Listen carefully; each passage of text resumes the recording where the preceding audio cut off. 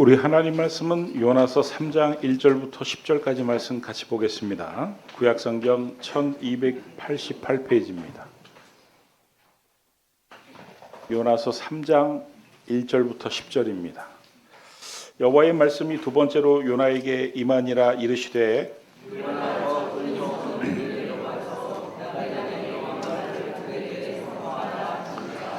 요나가 여호와의 말씀대로 일어나서 니느웨로 가니라. 니느웨는 사흘 동안 걸을 만큼 하나님 앞에서 큰 성읍이더라.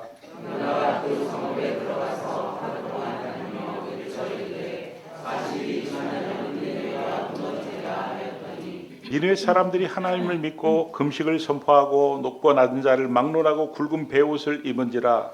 그날이 니느웨 왕에게 들리매 왕이 보좌에서 일어나 왕복을 벗고 굵은 베옷을 입고 제위에 앉으니라. 왕과 그의 대신들이 조서를 내려 니느웨에 선포하여 이르되 사람이나 짐승이나 소떼나 양떼나 아무것도 입에 대지 말지니 곧 먹지도 말 것이요 물도 마시지 말 것이며 사람이든지 짐승이든지 다 굵은 베옷을 입을 것이요 용서하는 일에 부르짖을 것이며 각기 악한 일과 손으로 인한 방부에서 떠날 것이라. 하나님이 뜻을 돌이키시고 그 진노를 그치사 우리가 멸망하지 않게 하시리라. 그렇지 않을 줄을 누가 알겠느냐 한지라. 하나님이 그를 향한 것 또 그 악한 일에서 돌이켜 떠난 것을 보시고 하나님의 뜻을 돌이키사 그에게 되리라고 말씀하신 자를 되게 하시니라.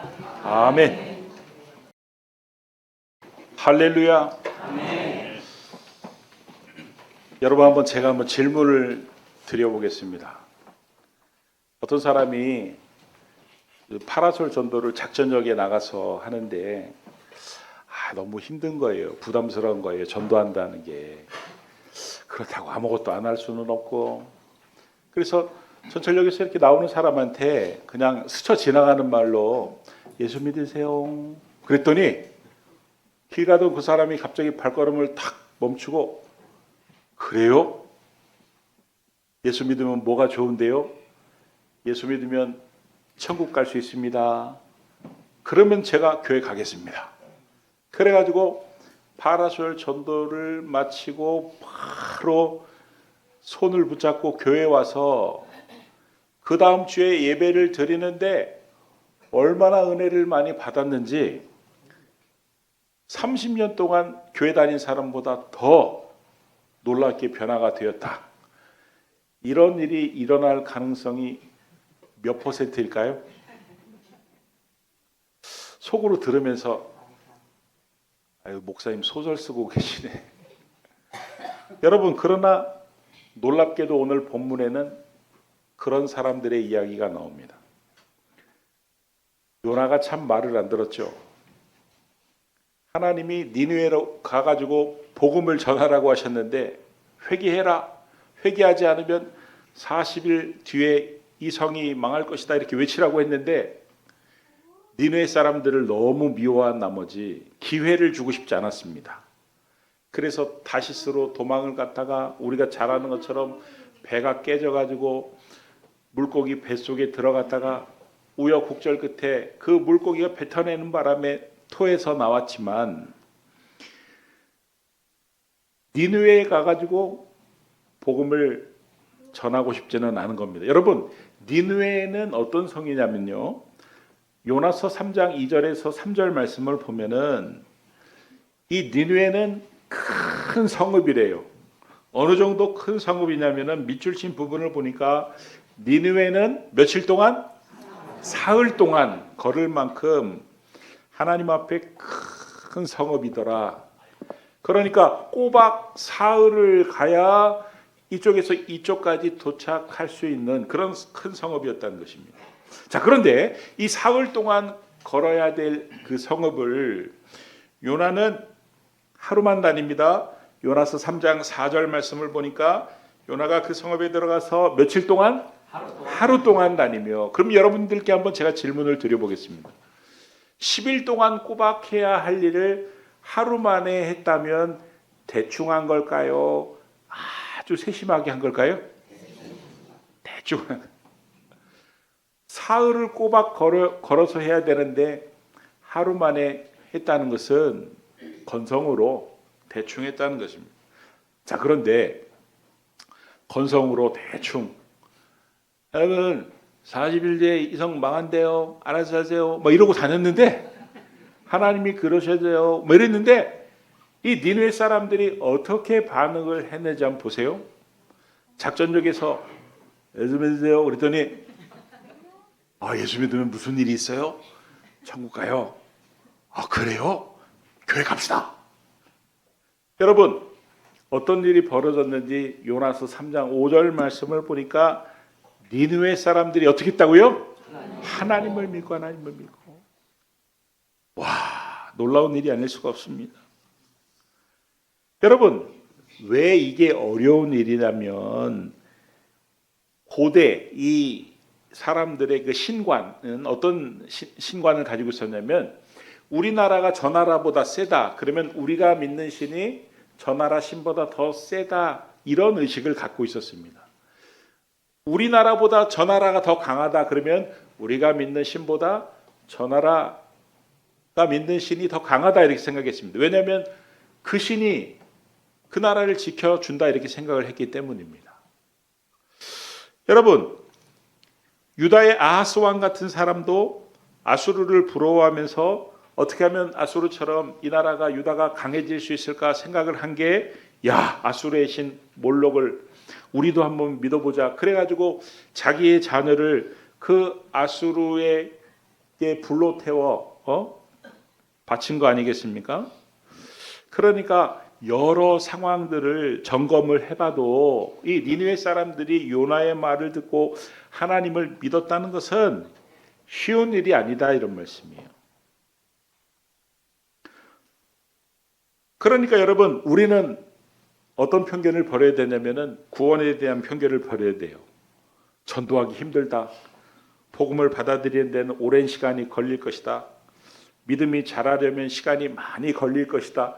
이런 편견을 받아들이고 버리고 우리는 과감하게 복음을 전하면 하나님이 예비하신 영혼이라면은 하나님 앞에 돌아오는 역사가 나타나는 줄 믿으시기 바랍니다. 아멘. 여러분 계속해서 한번 볼게요. 요나서 3장 5절 말씀을 보면 또 어떤 일이 벌어지냐면 니느웨 사람들이 하나님을 믿고 5절 말씀 들어주세요. 요나서 3장 5절 말씀을 보니까 니느웨 사람들이 하나님을 믿고 또 어떻게 했어요?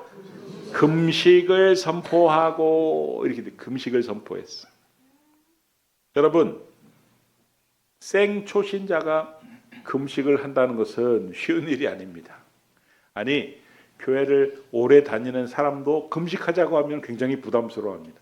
그래서 간혹가다 교회에서 그 고난주간 때 아침, 점심, 저녁 중에 딱 한 끼만 금식하세요. 그러면은 아침, 점심, 저녁 중에 어디가 제일 먼저 찰까요?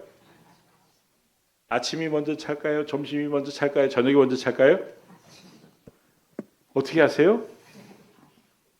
금식이 부담스러운 겁니다. 아니 작전역에서 예수 믿으면 천국 간다고요? 그래가지고 교회 와가지고 예배를 한번 드렸더니 은혜를 받아가지고 목사님 저 금식할래요. 이러면은 좋은 마음도 들겠지만 이게 뭐지? 혹시 신천지 아니야? 여러분 쉬운 게 아닙니다. 금식은 영성 훈련 가운데 정말 언제나 무겁고 부담스러운 것입니다. 그런데 이방인인 니느웨 사람들이 금식을 자원했다는 것입니다. 또 그들은 요나서 3장 5절에서 6절 말씀을 보면 굵은 베옷을 입었다. 굵은 베옷을 입고 제위에 앉았다. 여러분 이 말은 회개를 했다는 관용적인 표현입니다. 복음을 듣고 예수를 하나님을 믿고 금식을 하고 그것도 모자라 회개를 했습니다. 철저하게 회개를 했습니다. 또 7절과 8절 말씀을 보면 왕이 조서를 내려가지고 백성들에게 부르짖어 하나님께 기도하라고 악한 행실을 다 끊어내라고 조서를 내립니다. 여러분 이게 무슨 초대교회에서 일어난 일이 아니고 막 부흥회를 마치고 막 은혜가 활활 불타오르는 그런 교회에서 일어난 일이 아니고 하나님을 알지 못했던 이방 나라에서 단 며칠 안에 일어난 일입니다. 이게 아주 중요한 지금 말씀을 전하려고 배경음악을 깐 거니까 지금부터 잘 들으셔야 돼요. 아주 중요해요. 아주 중요해요. 자, 제가 지금부터 이 말을 하려고 사실은 밑밥을 깔은 거예요. 지금부터 그러니까 잘 들으셔야 돼요. 여러분, 왜 하나님은 그 하나님을 믿지 않는, 알지도 못하는 그 이방인들이 하나님의 말씀을 전했더니 막 하나님을 믿고 금식을 하고 굵은 베옷을 입고 회개를 하고 부르짖어 기도를 하고 악한 행실을 끊고 이런 일련의 행동들을 누구에게 과연 보여주고 누구에게 과연 무엇을 깨닫게 하시려고 이런 작업을 하셨나를 한번 생각해 보았습니다. 여러분, 회개하라고 했을 때 즉각 회개를 하고 말씀이 떨어졌을 때 순수하게 그 말씀을 믿고 잘 믿어지지 않으면 금식을 하고 금식을 하는 것도 부족하면 부르짖어 기도를 하고 여러분 이런 모습은 누가 갖추어야 될 모습입니까? 하나님을 모르는 니느웨 사람들이 갖춰야 될 모습입니까? 아니면 하나님을 섬기는 요나 선지자가 갖춰야 되는 모습입니까?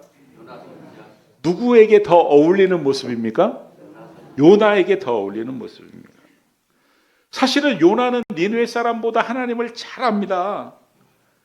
신앙의 연조도 훨씬 깁니다.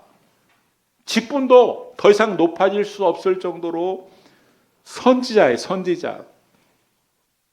하나님의 말씀을 가까이 하는 사람이고 심지어는 하나님이 직접 말씀하시는 사람입니다. 하나님의 말씀을 들었으면 척하고 알아듣고 바로 행동에 옮기는 순종의 사람이어야 합니다. 그런데 하나님은 이 요나를 니느웨에 보내기 위해서 얼마나 큰 전쟁을 치르셨는지 모릅니다. 니느웨로 가라는 하나님의 말씀을 요나가 듣더니 니느웨 사람들을 구원하겠다는 하나님의 계획을 알고는 그 말씀이 마음에 안 들어가지고 다시스로 도망을 가버렸습니다. 하나님이 쫓아가서 바다에 대풍을 내리셔서 요나가 가고자 하는 그 길을 막으셨습니다. 그러면 회개를 해야 되는데 회개를 하지 않고 버텼습니다. 배가 다 깨어지게 생겼습니다. 그런데도 회개하지 않고 날 저 바다에다 던지라고. 야, 그런 사람이 어디 있습니까? 하나님, 잘못했습니다. 내가 무엇을 잘못했는지 제가 잘 압니다. 하나님 용서해 주세요. 막 그래야 되는데 저 바다에 자기를 던지래요. 니느웨 사람들이 회개를 했던 것처럼 회개 기도를 하지 않았습니다. 그럼에도 불구하고 계속 버티니까 하나님께서 물고기 뱃속에 요나를 넣는 극약 처방을 내리셨습니다. 그러자 니느웨 사람들이 자발적으로 한 금식을 요나가 사흘간 물고기 뱃속에서 강제로 금식을 했습니다. 니느웨 사람들이 부르짖어 자발적으로 조서를 내려서 기도를 했던 것을 요나는 어쩔 수 없으니까 부르짖어 기도를 했습니다. 그야말로 힘들게 억지로 간신히 사실 우리 주변에 요나와 같은 신자를 찾는 것은 어렵지가 않습니다. 예수를 믿고 신앙의 밥을 먹은 지가 참 오랜 시간이 지났습니다. 말씀을 자주 접하고 말씀을 잘 압니다. 말씀을 듣는 귀가 제법 높습니다. 그래서 웬만큼 설교를 못하면은 잘하지 못하면은 아휴 그냥 좀 친해. 요 정도 하지 그 말씀의 은혜를 받지 못합니다. 그러면서 시간이 지나서 어느새 신앙의 직분도 높아졌습니다. 그런데 어느 날 초신자가 교회 와서 교회 다니지 얼마 안 되는 신자들이 와서 막 그 말씀이 꿀송이 같다고 그러고 막 말씀을 들을 때 눈이 동그래져서 듣고 성경 공부를 하고 제자 훈련을 받고 너무너무 신앙생활하는 게 막 좋다고 하는데 나는 그게 선뜻 받아들여지지 않습니다. 부끄러워야 되는데 전혀 부끄럽지가 않습니다. 맞아, 누구나 다 그 처음에는 저러는 거야. 뭐 좋을 때가 나도 좋을 때 있었지 뭐. 그리고 스스로를 자유합니다. 말씀을 듣고 반응을 하고 순종을 하며 살아야 되는데 그렇게 살지를 못하고 말씀 따로 삶 따로, 그리고 그런 것이 언제부터인가 너무 익숙해집니다. 말씀보다 언제나 내 생각이 앞서고 내 삶이 더 중요하고 이해가 되지 않고 동의가 되지 않으면 싫다고 뿌리치고 고집을 부립니다. 누구처럼? 요나처럼. 이렇게 내 영혼이 병들었음을 아는데도 은혜가 없어 메말라 비틀어져가는데도 절박함이 없습니다. 금식기도 할 생각을 한 번도 하지 않습니다. 부르짖어 기도할 생각하지 않습니다. 누구처럼요? 요나처럼. 자기 마음에 드는 일만 하려고 하고 자기 마음에 드는 사람과만 어울리려고 하고 마음에 들지 않는 사람이나 일을 만나면 안 하겠다고 도망가고 버티고 조금만 마음에 안 들면 바다에 던지라고 꼬장을 부렸던 요나처럼 이놈의 교회 떠나고 말지 별소리를 다 합니다. 요나처럼. 누가 문제입니까? 오늘 본문 말씀에서 하나님이 니느웨 사람들의 모습을 보여주면서 요나의 모습을 대비시키면서 누가 문제라는 거예요? 교회가 문제라는 거예요? 니느웨 사람들이 문제라는 거예요? 다른 사람들이 문제라는 거예요? 아니면 설교 제목처럼 나가 문제라는 거예요? 우리 한번 따라해 보시죠. 나가 문제입니다.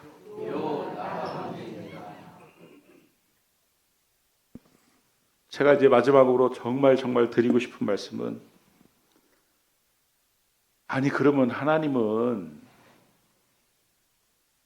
한 번 말씀을 하면 척 알아듣는, 니느웨 사람들이 그랬잖아요. 한 번 말씀을 들으니까 척 알아듣고 바로 하나님을 믿었잖아요. 이렇게 척 알아듣고 잘 믿는, 아니 하나님은 자기가 조금이라도 부족하다고 생각하면 금식도 하고 부르짖어 기도할 수도 있고 회개도 하고 악한 행실을 끊는 아니 그런 니느웨 사람들을 하나님이 쓰시지 왜 그렇게 뺀질거리는 요나 같은 사람을 굳이 고쳐 쓰겠다고 하시는 것인가? 제가 여러분들께 질문을 드려볼게요. 여러분들 차가 고장이 났어요. 그래서 카센터에 가서 수리를 하려고 수리비를 딱 알아보니까 수리비가 5천만 원이래요. 새 차가 가격이 3천만 원이래요. 5천만 원 들여서 고쳐서 쓸래요? 아니면은 새 차 사실래요? 박경숙 집사님, 5천만 원 들여서 차 수리하고 타고 다닐래요? 아니면 3천만 원 내고 새 차 탈래요? 살래요? 제정신이죠? 아니 새 차를 타고 가야지 뭘 굳이 그거를 얼마나 잘 수리한다고 그걸 고치느냐 이런 말씀이에요. 아니 니느웨 사람 중에 그 훌륭한 사람들이 얼마나 많은데 그 중에 하나를 쓰면 되지 왜 굳이 하나님께서 그 요나를 관리하기도 힘든 요나에게 그렇게까지 얼마나 여러분 번거로워요. 한번 생각해 보세요. 말을 안 듣고 도망갈 때마다 쫓아가야지. 누가요? 하나님이. 배 밑에서 모르는 척 잠들으니까 깨우려면 어떻게 해야 돼요? 바다에 큰 풍랑을 내려야 됩니다. 배가 깨질 정도로 큰 풍랑을 내려야 됩니다. 그래야 깨어나니. 그러면 그 바다의 풍랑을 내리고 배가 깨질 정도의 그 파도를 일으키는 누가 하는 거예요? 하나님이. 누구를 위해서요? 요나를 위해서.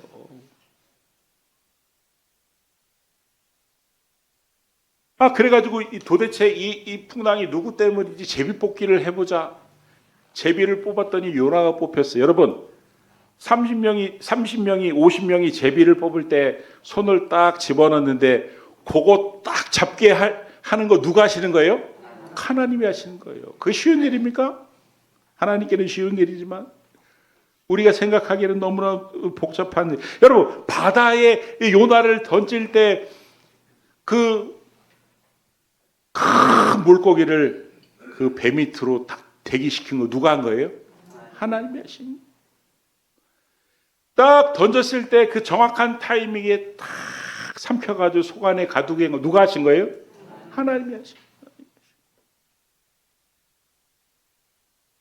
아니, 세상에 나보다 성격 좋고 관리하기도 편하고 말도 잘 듣고 똑똑하고 이런 사람들이 천지 경상도 사투리로 수두룩 빽빽 천지 빽깔인데 왜 굳이 중고차 같은 수리비 많이 드는 관리비 많이 드는 나 같은 사람을 고쳐서 쓰려고 그러시느냐. 왜 성질도 더럽고 죄도 많이 짓고 말도 잘 안 듣고 무슨 말이 얼마나 많은지 그냥 변명도 많고 말도 많고 회개도 잘 안 하고 다 남 탓이라 그러고 왜 새 것도 좋고 많은데 왜 굳이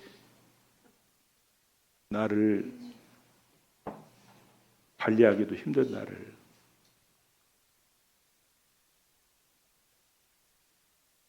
차값보다 수리비가 더 드는 나를 왜 굳이 수리해서 쓰시려고 하시는지.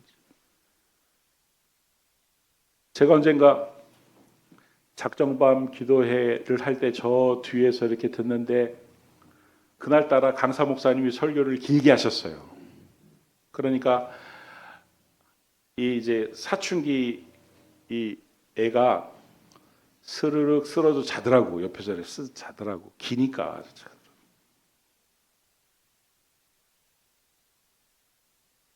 근데 그 옆에 아빠 성도님이 쓰러져 자는 그 딸을 이렇게 머리를 이렇게 쓰다듬더라고요. 근데 얘가 이제 한참 예민하고 까칠할 나이니까 지 아빠 손을 탁 치우더라고요. 좀 있다가 보니까 자기 옷을 벗어가지고 딸한테 이렇게 덮어주는데 옷도 그래가지고 제가 아빠의 표정을 봤어요.